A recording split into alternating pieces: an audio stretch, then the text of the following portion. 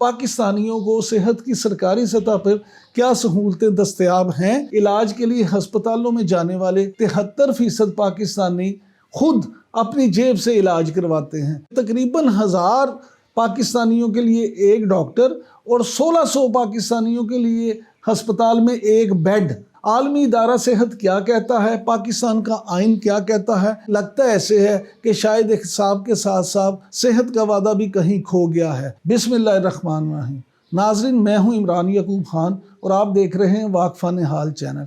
आज हम बात करेंगे पाकिस्तान में सेहत की सहूलतों के हवाले से। आज हम बात करेंगे कि पाकिस्तानियों को सेहत की सरकारी सतह पर क्या सहूलतें दस्तयाब हैं और क्या होनी चाहिए। आलमी इदारा सेहत क्या कहता है, पाकिस्तान का आइन क्या कहता है और असल में हमारे यहाँ हो क्या रहा है। हम कोशिश करेंगे कि दुनिया भर से इसका मुआजना भी कर सकें। अगर आपको हमारी ये वीडियो पसंद आए तो इसको लाइक करें, इसको शेयर करें और हाँ, हमारे चैनल वाक़फ़ान हाल को सब्सक्राइब करना और बेल आइकॉन के निशान को ऑन करना ना भूलिए। शुक्रिया। अक़वाम मुत्तहिदा के इदारा बराए सेहत के बुनियादी आइन में ये शिक शामिल है कि इलाज के लिए बेहतरीन सहूलतें हर शख्स का एक बुनियादी हक है, लेकिन हमारे यहाँ पाकिस्तान में ये हक किसी आम पाकिस्तानी को हासिल नहीं।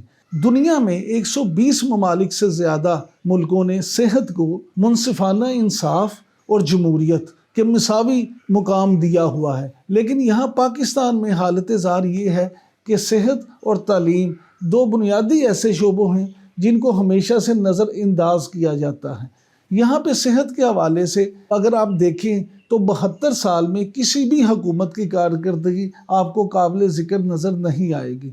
जब हम इस हवाले से बात करते हैं तो अक्सर मीडिया को भी तनकीद का निशाना बनाया जाता है कि शायद मीडिया हर हुकूमत पे बिला जवाज़ तनकीद करता है, लेकिन आप सच्चे दिल से एक पाकिस्तानी होने के नाते सोचें और मेरी बातों पर गौर करें तो आपको अंदाज़ा होगा कि ये रोना मेरा नहीं, ये एक इमरान याकूब की बात नहीं, ये हर पाकिस्तानी का अलमिया है, हर पाकिस्तानी का मुतालबा है कि यहाँ पे सेहत के लिए खुदारा कुछ ना कुछ किया जाए। पाकिस्तान में इलाज के लिए हस्पतालों में जाने वाले 73% पाकिस्तानी खुद अपनी जेब से इलाज करवाते हैं, जबकि बाकी 27% जो है उनका इलाज फलाही इदारों, तंजीमों और चैरिटी के पैसों से किया जाता है। सेहत के हवाले से हुकूमती तरजीहात का अंदाज़ा आप इस बात से लगा सकते हैं कि पाकिस्तान का शुमार सेहत पर अखराजात करने वाले उन ममालिक की लिस्ट में होता है जिस लिस्ट में अफ़गानिस्तान और सोमालिया जैसे मुल्क शामिल हैं।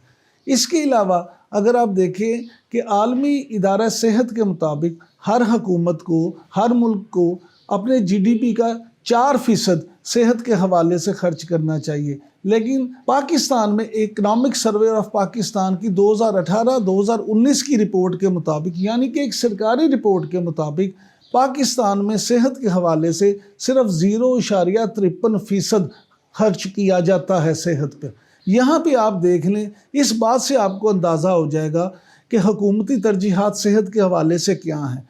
हम कोरोना के हवाले से अगर बात करें तो कोरोना की बीमारी और वबा ने तो अमेरिका, यूरोप और उस जैसे तरक्की याफ्ता ममालिक के भी पोल खोल के रख दिए हैं। हम किस खेत की मूली हैं, लेकिन यहाँ पे बुनियादी चीज़ों का भी जब इस तरह से फुकदान होगा, बुनियादी सेहत के असूलों को भी मलहूज़े खातिर नहीं रखा जाएगा, तो फिर एक मेरे और आप जैसा आम पाकिस्तानी, सफ़ेद पोशी से ज़िंदगी गुजारने वाला पाकिस्तानी किस तरह से अपनी ज़िंदगी गुजारेगा। हमारे यहाँ आबादी के लिहाज से अगर आप अंदाज़ा लगाएं तो 963 अफराद के लिए एक डॉक्टर और इसके अलावा 1608 अफराद के लिए एक हस्पताल मौजूद है।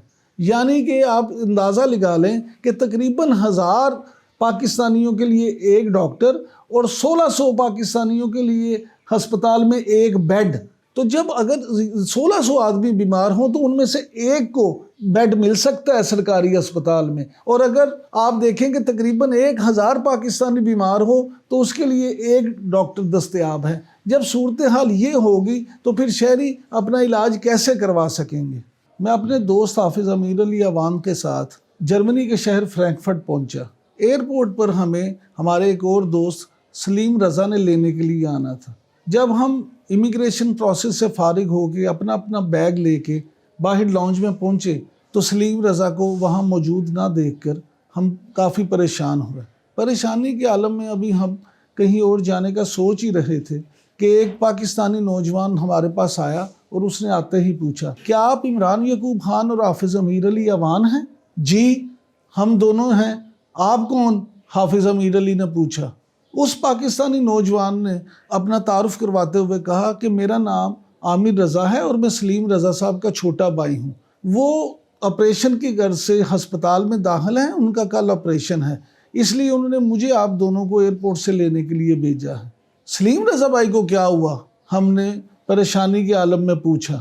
کچھ نہیں، کوئی خاص بات نہیں، انہیں سائنسز کا مسئلہ ہے اور ڈاکٹر نے انہیں کل آپریشن کا کہا ہے۔ یہ بات سن کر ہم عامر کے ساتھ گاڑی میں بیٹھے۔ گاڑی میں بیٹھتے ہی میں نے کہا کہ ہمیں پہلے سیدھا سلیم رضا بھائی کی عیادت کے لیے ہسپتال جانا چاہیے۔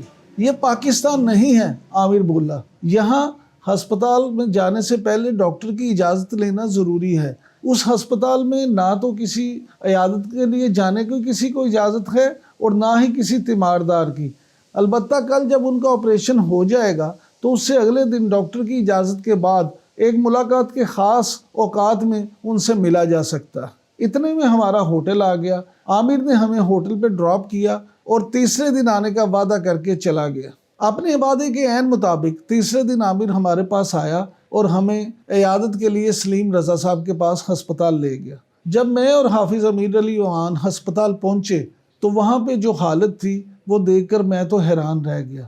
نہ ہسپتال میں کوئی رش تھا، نہ ہی ہسپتال کی انتظامیہ اور لواحقین کے درمیان کوئی لڑائی جھگڑے کا ماحول تھا، اور نہ ہی وہاں پہ دوائی لینے کے لیے کوئی لواحقین آپس میں جھگڑ رہے تھے، اور اس کے علاوہ کسی برآمدے میں کوئی بیڈ نہیں تھا۔ باہر لان میں مریضوں کے رشتہ داروں نے اپنی اپنی محفلیں نہیں سجائی ہوئی تھیں۔ جب ہم سلیم رضا کے کمرے میں پہنچے تو وہ اپنے بیڈ پر لیٹے تھے، ان کے پاس ایک نرس کھڑی تھی جو ان کا ٹیمپریچر اور بلڈ پریشر وغیرہ چیک کر رہی تھی، اور وہ اس کے ساتھ خوش گپیوں میں مصروف تھے۔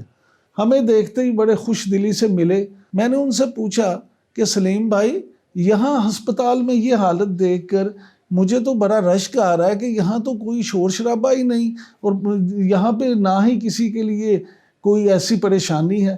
سلیم رضا نے جواب دیا کہ جناب، جرمنی میں صحت کا نظام پر خاص توجہ دی جاتی ہے۔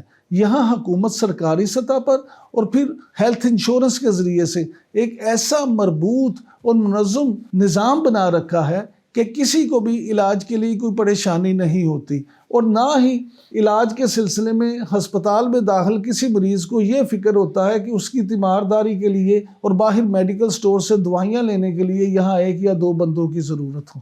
اس عیادت کے بعد جب میں اور حافظ امیر علی اوان ہسپتال سے باہر نکلے تو میرے ذہن میں یہ آ رہا تھا کہ کاش پاکستان میں بھی کبھی ایسا کوئی ہسپتال بن سکے جس میں یہ حالت ہو، جس میں مریضوں کو نہ تو علاج معالجے کا کوئی فکر ہو اور نہ ہی دوائیاں لینے کا یا دوسرے خرچے کا کوئی فکر۔ آج کرونا کی اس حالت میں جب میں اپنے دفتر میں بیٹھا یہ سوچ رہا تھا تو مجھے ایک دم سے یہ ساری چیزیں یاد آ گئیں۔